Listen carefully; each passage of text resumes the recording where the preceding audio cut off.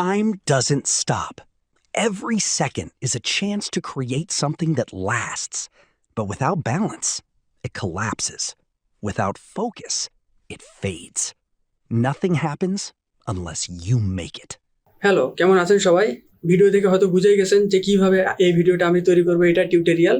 So দেরি না করে চলেন আমরা পিসি স্ক্রিনে চলে যাই এবং পিসি স্ক্রিন থেকে দেখবো যে এই ভিডিওটা আপনারা কিভাবে হুবহু তৈরি করতে পারেন, এবং আপনাদেরকে আমি ইফেক্টস এবং কিভাবে আমি অ্যানিমেট করছি সবগুলো জিনিস একটা একটা করে দেখাই দিব। এতে করে আপনার পুরো ভিডিওটা ক্রিয়েট করা অনেক সহজ হয়ে যাবে। এবং অ্যাসেট যদি আপনারা চান, আমার ভিডিওর ডিসক্রিপশন বক্স অথবা পিন কমেন্টে আমি এই সব ফোল্ডারের অ্যাসেটের লিঙ্ক দিয়ে রাখবো গুগল ড্রাইভের। আপনারা ওইখান থেকে ডাউনলোড করে নিয়ে এটা এডিট করে ফেলতে পারেন। চলেন দেরি না করে আমরা পিসি স্ক্রিনে চলে যাই। তো আমি এখানে পিসির স্ক্রিনে চলে আসছি এবং পিসির স্ক্রিনে দেখেন, পিসির স্ক্রিনে আমার কম্পোজিশন 1-এ এখানে আমার পুরা ভিডিওটা আমি এখানে করে রাখছি। এবং এই পুরা যে আমার এখানে একটার পর একটা যে টেক্সট, পি কম্পোজিশন, এখানে হোয়াইট সলিড, এই জিনিসগুলো আছে, এই জিনিসগুলো আমি আপনাদেরকে একটা একটা করে দেখাবো। আমি অডিওটা মিউট করে দিয়ে রাখলাম। আচ্ছা, তো আমি এটা তো সবার আগে এখানে ওয়াটারমার্ক বসে রাখছি আবু সাইম। এরপর আমার হচ্ছে পি কম্পোজিশন 1 যেটা আমি রাখছি সেটা হইতেছে যে আমার পুরা ভিডিওর যে ফ্রেমগুলি আছে আমি সাজাইছি, অ্যানিমেট করছি, ওইগুলিরে আমি কি করছি এখানে পি কম্পোজিশন 1 করে রাখছি। এবং এটা করার কারণটা কি? এটা করার কারণটা হইলো যে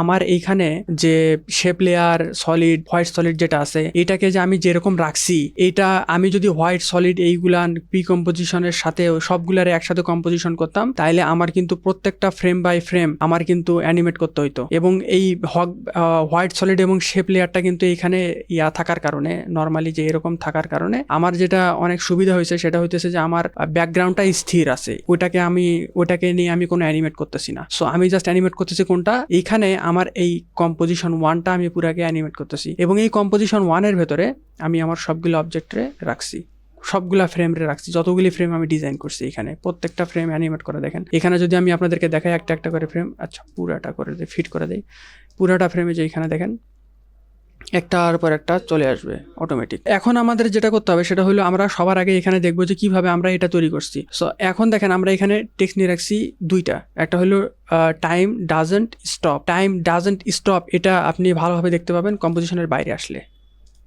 কম্পোজিশনের বাইরে টাইম ডাজন্ট স্টপ, এই কালো কালার হওয়ার কারণে এখানে দেখেন আমার যেহেতু ব্যাকগ্রাউন্ডটা হচ্ছে কালো, ব্যাকগ্রাউন্ডে কিছু নাই, এই জন্য এখানে টাইম ডাজেন্টটা আমার হচ্ছে হয়ে গেছে, ফেড হয়ে গেছে। সো আমরা এটাকে জাস্ট কালো কালার হওয়ার কারণে এটা জাস্ট টেনশন করেন না, আপনারা সমস্যা নাই, আমি একটা টেক্সট বুঝাই দিলে বাকি সবগুলা টেক্সট সম্পর্কে আপনার ধারণা হয়ে যাবে। সো চলেন আমরা শুরু করি। সবার আগে আমাদের নিতে হবে এখানে হচ্ছে আমাদের সলিড এবং হইতেছে আমাদের শেপ লেয়ার। সো এইটা দুইভাবে করা যায়, একটা হলো হোয়াইট সলিড দিয়ে, একটা হলো হোয়াইট ব্যাকগ্রাউন্ড দিয়ে। হোয়াইট সলিড এবং হোয়াইট ব্যাকগ্রাউন্ড দিয়ে দুটা আমি দেখাই দিব, আপনার যেটা মন চায় আপনি ওইটা নিতে পারেন। ওকে, সো এখন আমাদের যেটা করতে হবে, সবার আগে আমরা একটা হোয়াইট সলিড নিয়ে নিই। হোয়াইট সলিড নেয়ার পরে আমরা এখানে সিসি ভিগনিট ইফেক্টটা দিলে আমার এখানে দেখেন এই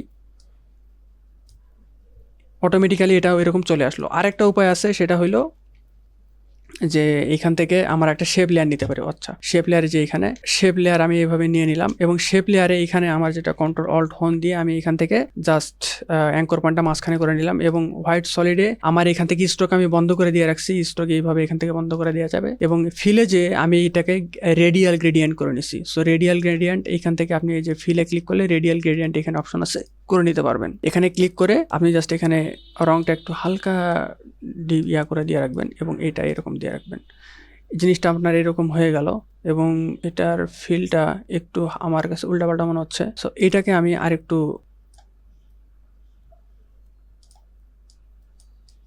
এরকম রাখবো, করে দিলাম। এরপর আমার যেটা করতে হবে এটাকে আমি জুম করব। সো এটাকে জুম করার জন্য আমার এখানে ইলিপসে যাব এবং ট্রান্সফর্ম টুলসে আমি এটাকে জুম করলে এটা কিন্তু অটোমেটিক্যালি যে এরকম চলে আসবে, এরকম একটা ইফেক্ট চলে আসছে। আচ্ছা, এরপরে এটাকে আমি আরেকটু ভালো করার জন্য জিনিসটাকে এরকম করে দেওয়া যায় কিনা দেখি। হ্যাঁ, এখন একটু স্মুথ হয়েছে কালারটা। সো এইখানে আমার জিনিসটা এরকম চলে আসলো। এরপর আমাদের যেটা করতে হবে যে আপনার এই যদি অডিও নিতে চান, অডিওটা এখানে নিচে আর আবার এটার নিচে বসাই দিয়ে ফেলতে পারেন। এরপরে আমি আপনাদেরকে দেখাবো যে কীভাবে আপনারা একটার পর একটা যেখানে টেক্সটগুলি আছে, ফ্রেম আমি যেভাবে সাজাইছি, এইখানে যে ফ্রেমটা সাজানো আছে আপনি ওই ফ্রেমটা কিভাবে নেবেন।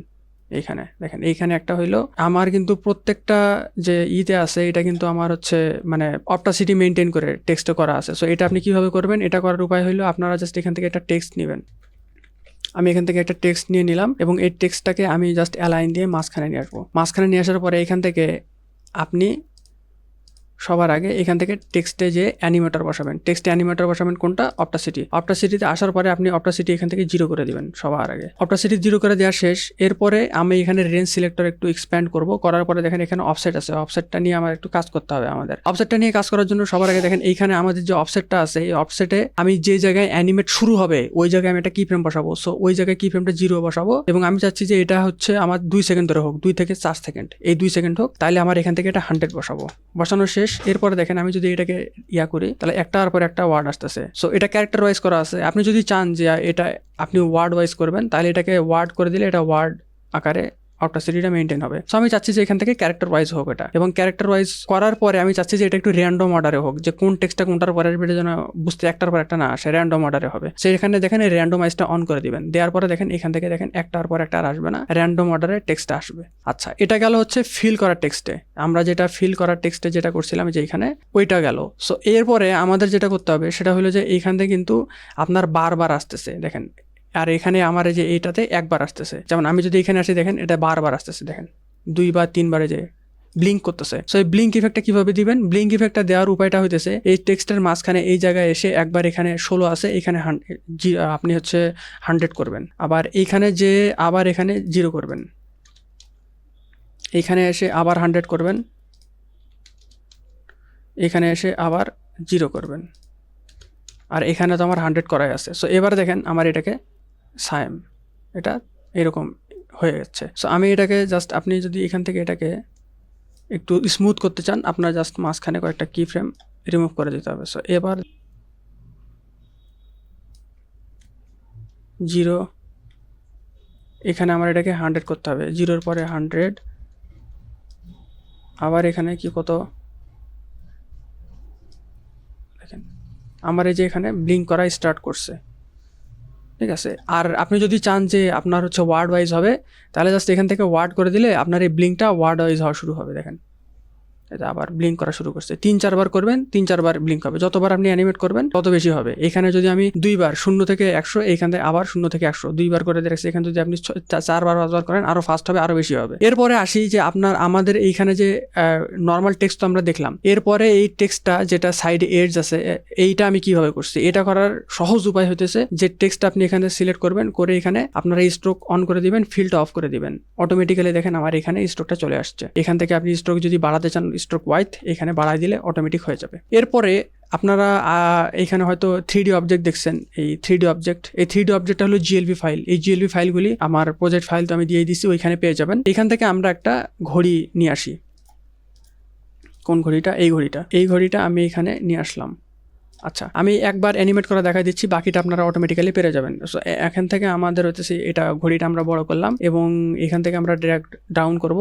করার পরে দেখেন আমি চাইতেছি যে আমার এই ঘড়িটা টেক্সটের নিচে আসুক। সো আমার এখান থেকে এটা টেক্সটের নিচে নিয়ে গেলাম যাতে করে একটু দেখতে ভালো লাগে। এরপরে আমার ওই ঘড়িটা আমি একটু উপরের দিকে নিয়ে যাব এবং এটার 3D একটা লুক দেওয়ার জন্য আমি X অক্ষ বরাবর একটু করে রেখে দিব, রোটেশন করে রেখে দিব এবং এটাকে একটু এভাবে রোটেশন করে রেখে দিব। এরপরে আমি Y অক্ষ বরাবর আমি অ্যানিমেট করব 2 সেকেন্ড থেকে 4তম সেকেন্ডে। আমি চাইতেছি যে Y অক্ষে একটা 0 আমার ডিগ্রি আছে এবং এখানে যে আমার এটা হইতেছে 83 ডিগ্রি হবে। তো আমার এখান থেকে দেখেন ধীরে ধীরে ঘড়িটা ঘুরতেছে, আমার টেক্সটটা এদিকে ব্লিঙ্কও করতেছে। সো এভাবে তৈরি করবেন। এবং আপনি যদি চান যে এখান থেকে আপনারা 4-5টা ঘড়ি নেবেন, এখান থেকে জাস্ট আপনারা কন্ট্রোল দিয়ে 4-5টা দিয়ে দিবেন এবং এইগুলারে ড্র্যাগ করবেন। করার পরে আচ্ছা এগুলারে পি দেখাইলে অটোমেটিক এগুলো চলে আসবে একটার পর একটা। সো এইখানে একটা ঘড়ি রাখলেন, এরপরে এইখানে একটা ঘড়ি রাখলেন, আচ্ছা গেল। এরপরে এইখানে একটা ঘড়ি রাখলেন, এইখানে একটা ঘড়ি রাখলেন। এরপরে আপনার হচ্ছে স্কেল এটা একটু এরকম রাখলেন, এটার এরকম রাখলেন এবং এটাকে আরেকটু ছোট করলাম। করার পরে এরকম রাখলাম। আমি এখন সাজাচ্ছি না ফ্রেম বাই ফ্রেম, আমি জাস্ট দেখা দিচ্ছি কীভাবে আপনি এগুলো করতে পারেন। সো এখান থেকে এখন দেখেন প্রত্যেকটা জিনিস আপনার 2 থেকে 4তম সেকেন্ডে দেখেন অ্যানিমেট হয়ে গেছে। আপনারা এইগুলোকে আলাদা রোটেশন দিতে পারেন। সো আমি এখান থেকে আর ড্র্যাগ ডাউন করলাম এবং এইখান থেকে দেখেন আমি প্রত্যেকটার আলাদা রোটেশন দিয়ে দিব। সো এখান থেকে এটাকে আমি একটু এরকম দিয়ে দিব, আর একটু বেশি এটাকে আর একটু কম দিয়ে দিব, এটাকে খুবই বেশি দিয়ে দিব, এটাকে একদম কম দিয়ে দিব। সো দেখেন আমার এখান থেকে দেখেন এক একটা এক এক স্টাইলে ঘুরতেছে, ঠিক আছে। সো আপনারা আলাদা আলাদাভাবে অ্যানিমেট করতে পারেন, এটা খুব কঠিন একটা কোনো কাজ না, জাস্ট রোটেট করলেই হয়ে যাবে। আর আপনি যখন এই 3D অবজেক্টটা এখানে নিয়ে আসবেন তখন কিন্তু এখানে আমাদের এই যে বেসিক ক্লাসিক 3D থাকে, সো ওটা কিন্তু অটোমেটিক্যালি অ্যাডভান্স 3D কনভার্ট হয়ে যাবে। সো অ্যাডভান্স 3D কনভার্ট যখন একটা আপনার মেনু আসবে, ওটাকে আপনার ওকে বাটন প্রেস করলে চলে আসবে। আচ্ছা, তো 3D অবজেক্টের একটা ফ্রেম আমরা ডিজাইন করে ফেললাম, এটা চলে গেল। এরপরে দেখি আমরা সেকেন্ডে কি আছে, সেকেন্ড ফ্রেমে। সো সেকেন্ড ফ্রেমে আর কি আছে, এই এভরি সেকেন্ড আছে। এভরি সেকেন্ডে আরও কিছু টেক্সট আছে যেটা হলো কালো কালারের। এই জন্য আমার যেহেতু এখানে ব্যাকগ্রাউন্ড নাই, এই জন্য ট্রান্সপারেন্টের কারণে এখানে কালো দেখাচ্ছে। কিন্তু এই যে এইখানে এভরি সেকেন্ডটা আমি তো টেক্সট কীভাবে কাজ করতে হয় ওটা দেখাই দিলাম, এই টেক্সটটা কীভাবে আনবেন ওটাও দেখাই দিলাম। দেখেন এই টেক্সটটা, আচ্ছা। সো এইখানে আমার দেখেন এই বড় টেক্সটটা হচ্ছে আমার অ্যানিমেট হচ্ছে। সো আমি একটা বড় টেক্সট কীভাবে করব ওটা আমি আপনাদেরকে একটু দেখাই দিই, তাহলে আপনাদের জিনিসটা বুঝতে সুবিধা হবে। সো এখান থেকে আমি যে টেক্সটটা নিব সেটা হইলো যে I am going to university. এটা আমি এরকম দিয়ে রাখলাম, এটাকে আমি মাঝখানে নিয়ে আসি। আর এটার আমার ফিলটা দিয়ে রাখতে হবে, ফিলটা আমি অন করে রাখলাম, কালো কালারের টেক্সট আমি দিয়ে রাখলাম এবং এটাকে মাঝখানে নিয়ে আসছি। আচ্ছা, এরপরে আমি যেটা করব সেটা হলো এখানে আমি আমার এখান থেকে অপটাসিটি অ্যাড করতে হবে। সো অপটাসিটি আমি অ্যাড করে ফেললাম। অপটাসিটিতে আমি কি দিব, 0 রাখবো। সো আমি 2 থেকে 4তম সেকেন্ডে চাইতেছি যে আচ্ছা 2 থেকে 4তম সেকেন্ডে আমি এটাকে রেঞ্জ সিলেক্টর দিয়ে কাজ করে নিব। সেখানে অফসেট 0 থাকবে এবং একটু দূরে যেয়ে আমি এটাকে 100 করে দিব। আবার একটু দূরে যাব, যে এটাকে আমি 0 করে দিব। আবার একটু দূরে যাব, এটাকে আমি 100 করব। আবার একটু দূরে যাব, এটাকে আমি 0 করব এবং 4তম সেকেন্ডে যে এটাকে আমি 100 করে ফেলবো, আবার 100 করে ফেললাম। এরপরে দেখেন আমার একটা জিনিস, এখান থেকে আমি যদি প্লে করি জিনিসটা, সো এখান থেকে দেখেন বারবার যাচ্ছে, বারবার আসতেছে। সো এখন আমাদের যে জিনিসটা করতে হবে সেটা হলো এখান তো আমার ডান থেকে বাম দিকে যাচ্ছে। সো আমার এটাকে আমরা ওয়ার্ড ওয়াইজ প্রথমে করে ফেলবো। অ্যাডভান্সে গেলাম, যাওয়ার পরে দেখেন এখানে আমাদের এটা ক্যারেক্টার ওয়াইজ আছে, আমরা এটাকে ওয়ার্ড ওয়াইজ করে ফেলবো। সো এখন দেখেন এটা ওয়ার্ড আকারে চলে আসবে। সো ওয়ার্ড আকারে হয়ে গেল। এবার আমরা র্যান্ডমাইজ করবো, র্যান্ডম করে দিলাম। এবার দেখেন কোনটা আগে আসবে কোনটা পরে যাবে তার ঠিক ঠিকানা নাই। এখন দেখতে খুবই ভালো লাগে, মানে একদম সেরকম, একদম মনে হয় বাটার খাই ফেলে।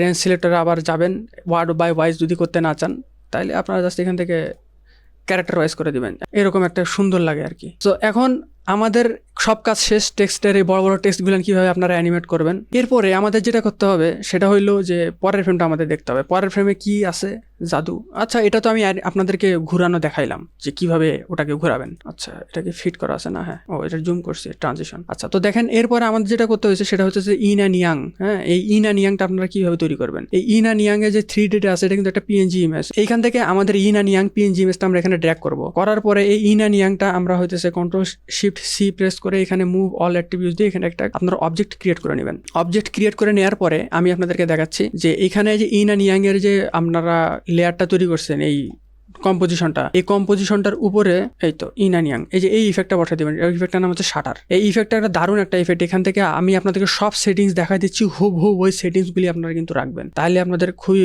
জিনিসটা ভালো হবে। তো এইটা প্রথমে দেখায় ভিউ, রেন্ডার রাখবেন, রেন্ডার অল রাখবেন, প্যাটার্ন, কাস্টম এবং এখানে যে শ্যাটার, কাস্টম শ্যাটার ম্যাপ আছে, এটাকে আপনারা ইন অ্যান্ড ইয়াং, যে মানে যে লেয়ারটাকে করতে যাচ্ছেন আমার যে ইন অ্যান্ড ইয়াং ইমেজ, ওই ইন অ্যান্ড ইয়াং ইমেজটা এখান থেকে খুঁজে বের করবেন কোনটা এটা, যে ইন অ্যান্ড ইয়াং, এই ইন অ্যান্ড ইয়াংটা খুঁজে বের করবেন।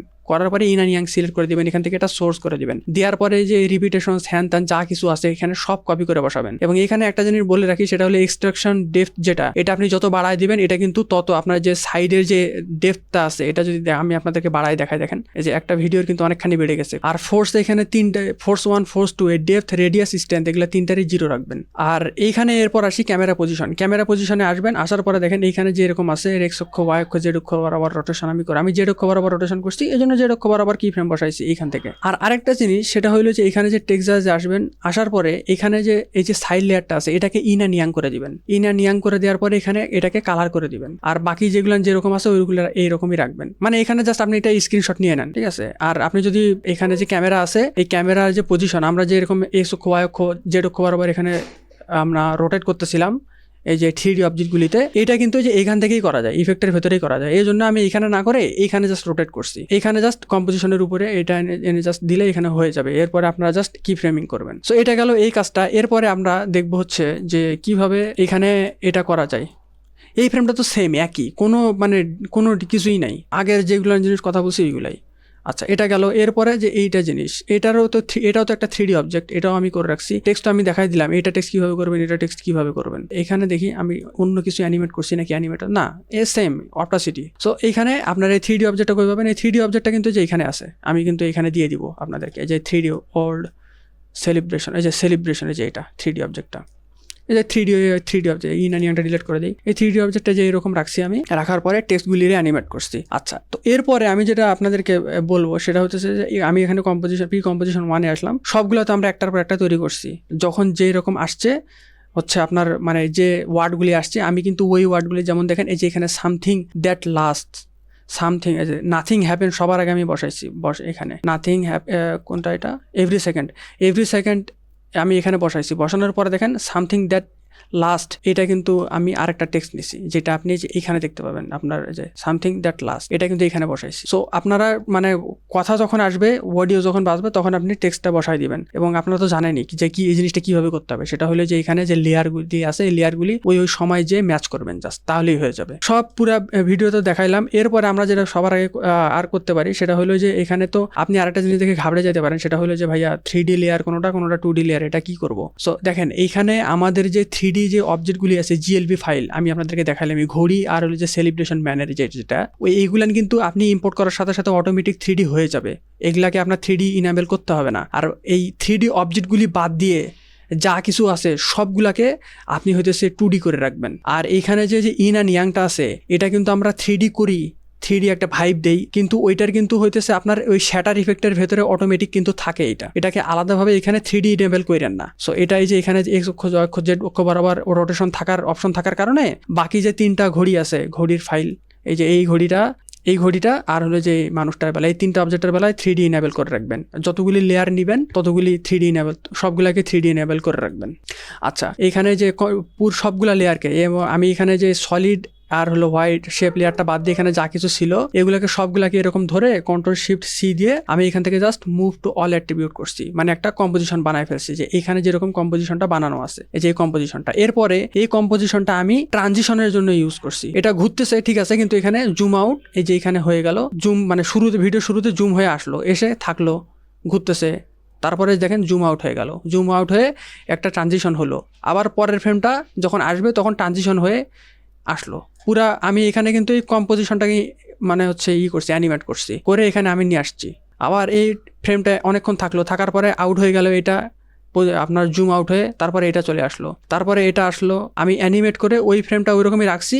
এখানে আরেকটা শব্দ আসবে, এজন্য আমি কি করছি, এই জন্যে এইখানে আমি এটাকে জুম করে এই জায়গা পর্যন্ত আনছি, এবং সাথে সাথে পজিশনটাও আমি মুভ করছি যাতে করে এই জায়গাতে আসে, এটা মাঝখান বরাবর, এই এরিয়াটা আসার পরে এই টেক্সটটা যেন মাঝখানে আসছে এরকম লাগে, এই জন্য পজিশনটা মুভ করে এই জায়গায় আনছি। তারপর এখান থেকে এটা জুম হয়ে গেল, তারপরে আবার জুম করে এটা নিয়ে আসছি, আবার এটা কিছুক্ষণ আসে, তারপরে পজিশন জুম করে নিয়ে পজিশন আর জুম চেঞ্জ করে এটাকে এখানে নিয়ে আসছি, এই টেক্সটটা আবার এখানে নিয়ে আসছি, নিয়ে এসে এরকম রাখছি। তারপরে আবার যখন গেছে তখন সবগুলো আউট হয়ে গেছে, যাওয়ার পরে এটাকে আমি এখানে নিয়ে আসছি। এইটা হলো মূল কাজ পুরা ভিডিওটার। আশা করি আপনারা বুঝতে পারছেন, আপনারা এটা প্র্যাকটিস করেন। সো আশা করি আপনারা পুরো ভিডিওটা বুঝতে পারছেন যে কিভাবে আমি ভিডিওটা তৈরি করছি, এবং প্র্যাকটিস করেন, 2-1 প্র্যাকটিস করলে আর আপনারা অটোমেটিক্যালি বুঝে যাবেন। এবং কোনো জিনিস যদি কাজ না করে থাকে, ফাংশন না করাইতে পারেন, আপনারা আমাকে যদি কমেন্ট বক্সে বলেন যে এই জিনিসটা আমি ফাংশন করাইতে পারি নাই, তাহলে আমি ওইটার উপরেই আরেকটা নতুন টিউটোরিয়াল বা ভিডিও আমি আপনাদেরকে অ্যাড করে দেবো। তো ভালো থাকবেন সবাই, দেখা হবে পরবর্তী ভিডিওতে নতুন একটা কোনো টিউটোরিয়াল নিয়ে। আল্লাহ হাফেজ।